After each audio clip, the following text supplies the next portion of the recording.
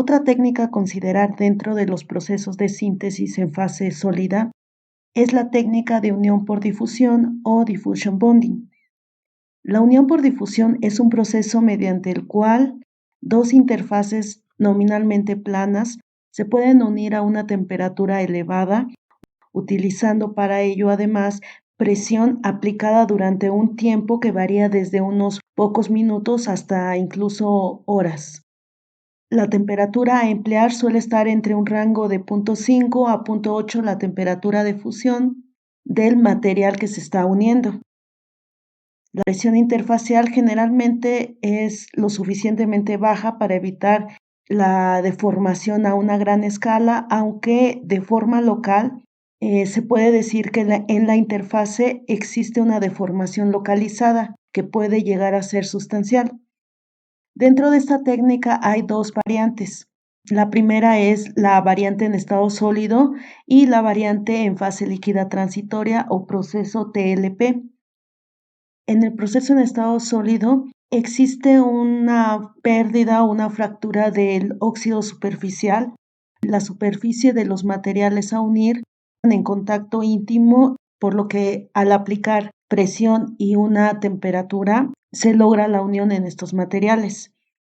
Por otro lado, en el proceso de fase líquida transitoria, se forma una capa líquida en la interfase durante el proceso de unión y luego, como consecuencia de la interdifusión continua que existe ahí en la interfase a la temperatura de unión, se produce una solidificación isotérmica que efectúa la unión como tal. El objetivo de esta técnica es lograr que las superficies estén en contacto íntimo y que la unión que se genera sea lo suficientemente fuerte para que la interdifusión actúe y pueda dar como resultado la formación de un solo material con una unión perfecta. Una de las principales aplicaciones de esta técnica es su uso en materiales laminados o compósitos laminados. Los materiales compuestos reforzados con monofilamentos se producen habitualmente mediante la ruta de hoja, fibra, hoja o lámina, fibra, lámina, mediante esta técnica de fabricación o mediante la vaporización de capas relativamente gruesas del material de la matriz sobre la superficie de las fibras, en este caso de los monofilamentos. La mayor parte de los trabajos en esta área están más que nada orientados hacia el titanio y sus aleaciones.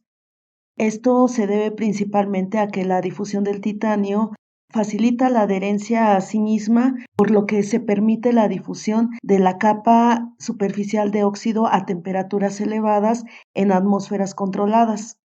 El titanio reforzado con fibras largas se produce comercialmente mediante la colocación de arreglos de la fibra sobre láminas metálicas delgadas, lo que a menudo implica una operación de bobinado de filamentos seguido de prensado en caliente.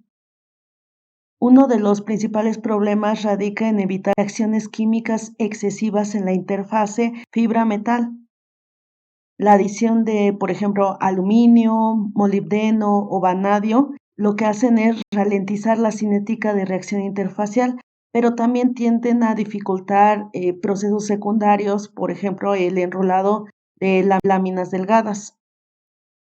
En la actualidad existe la posibilidad de aplicar revestimientos a las fibras, esto más que nada para evitar ataques superficiales.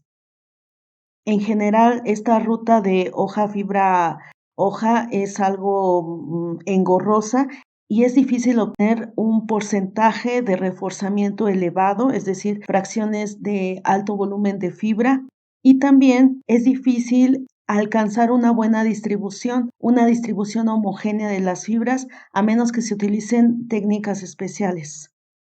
Adicional a esto, el proceso se vuelve cada vez más difícil cuando el objetivo es producir piezas de formas complejas, por lo que este tipo de técnica se aplica principalmente en compósitos laminados.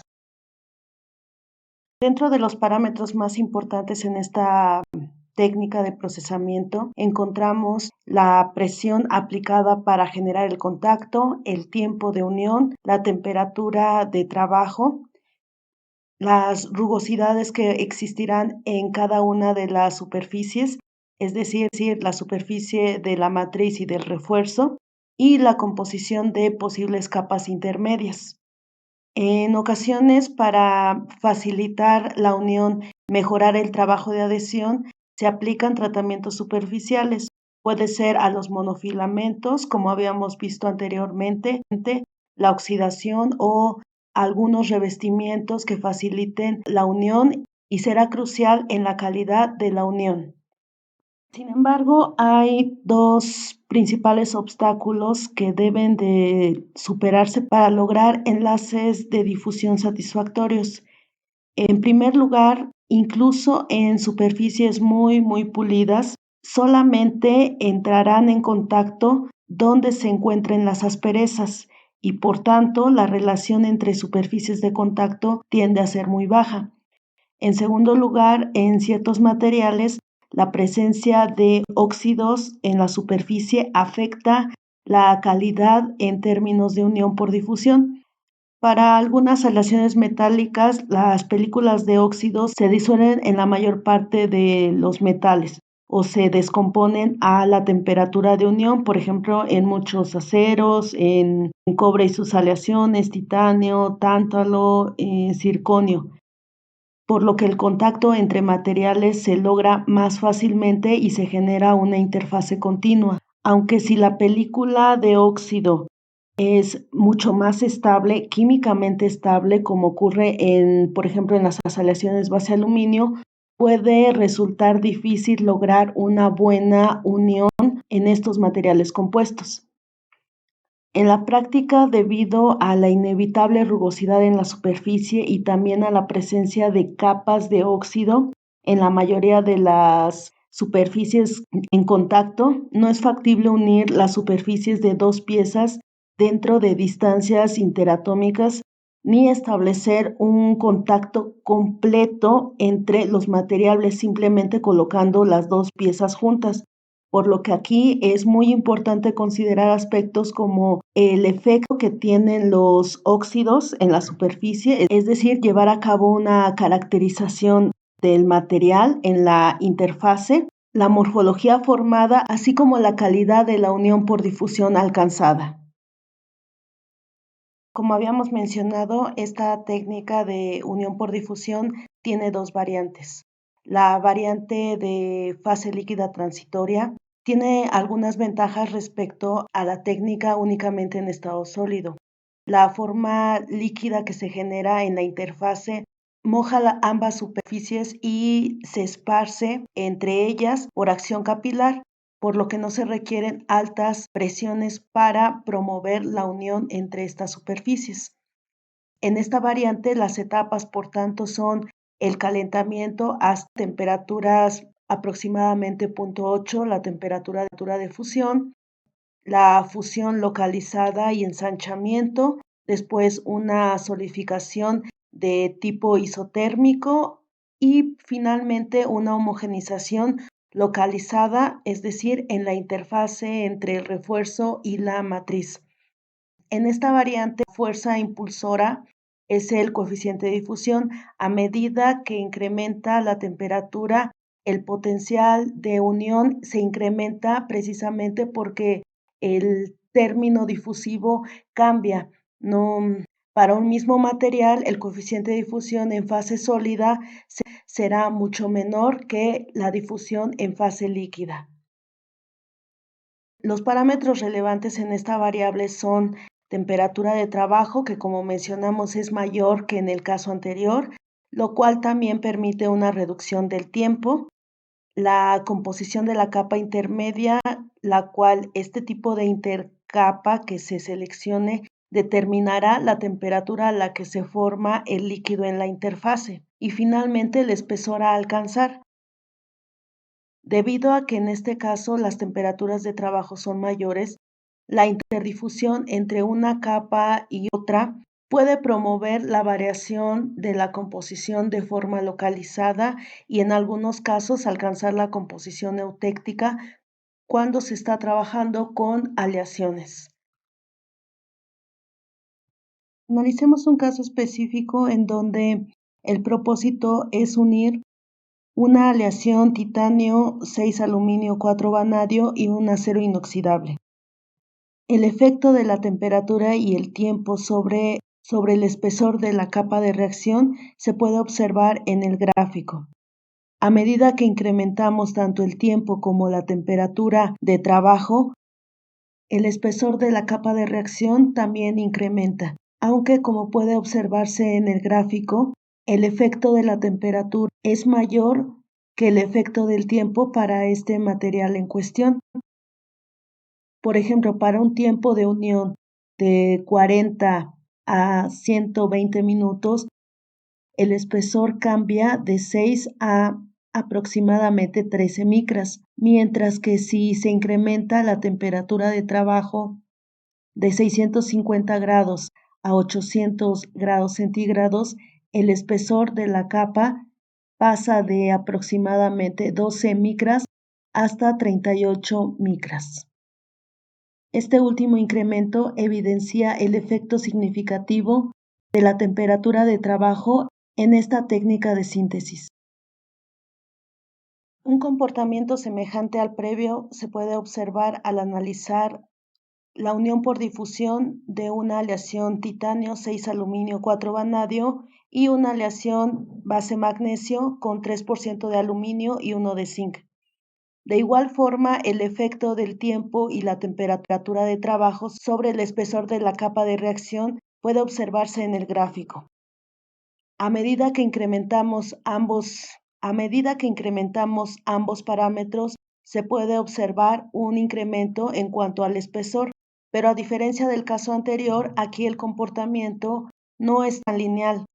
Un primer incremento tanto de temperatura como de tiempo de trabajo genera el mayor incremento en cuanto al espesor de la capa de reacción.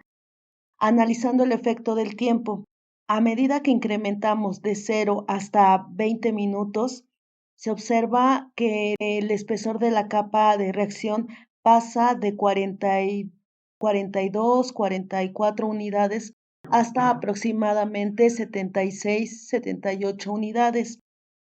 Posterior a este tiempo, parecería que se alcanza una estabilización en cuanto a esta variable, ya que aun cuando pasamos de 20 a 60 minutos de tiempo de unión, ya no se aprecia un cambio en cuanto al espesor de trabajo. El efecto de la temperatura es un tanto distinto al efecto del tiempo para este material en cuestión. El efecto de la temperatura es ligeramente distinto. El primer incremento se da cuando se pasa de una temperatura de trabajo de 500 a 520. A medida que incrementamos la temperatura de trabajo y pasamos de 520 a 500 grados centígrados, el efecto de la temperatura parece ser menor, ya que la capa de reacción pasa de 74 o 76 unidades a aproximadamente 94 micras. Algunos otros ejemplos de materiales formados mediante esta técnica de síntesis se pueden apreciar en las siguientes imágenes. En la imagen superior se aprecia la unión formada entre una aleación 6061, una aleación base aluminio y una aleación AZ31, la cual es una aleación base magnesio. En la intercara se puede apreciar una capa de unión, la cual está formada por dos tipos de compuestos dependiendo de la interfase que se esté caracterizando. Por la parte superior, la que está en contacto con la aleación 6061 es un compuesto aluminio 3, magnesio 2, mientras que en la intercara inferior, la que está en contacto con la aleación base magnesio, es el intermetálico magnesio 17, aluminio 12. Otro ejemplo de material formado mediante esta técnica es el que se observa en la imagen inferior. Podemos apreciar unas láminas de cobre y la presencia de una capa intermedia de nitruro de silicio, el cual actúa como refuerzo. También podemos apreciar algunas capas de partículas de tamaño nanométrico de cobre y en un segundo caso conectadas por un núcleo metálico. Finalmente, podemos resumir la técnica de unión por difusión como una técnica enfocada a matrices principalmente de titanio, también de aluminio, cuyas ventajas son la buena adhesión que se obtiene apoyándose del fenómeno de difusión y la disolución de posibles capas de óxido localizadas en la superficie de los materiales. Sin embargo, a pesar de estas bondades, esta técnica presenta varias desventajas. Como lo mencionamos, es un proceso algo cansado y engorroso, no permite el reforzamiento a altos porcentajes, se utiliza para un solo tipo de refuerzo, no se puede alcanzar un buen control en cuanto a la distribución y orientación del refuerzo, además que dependiendo del tipo de matriz, se puede presentar una excesiva reacción en la interfase de los materiales.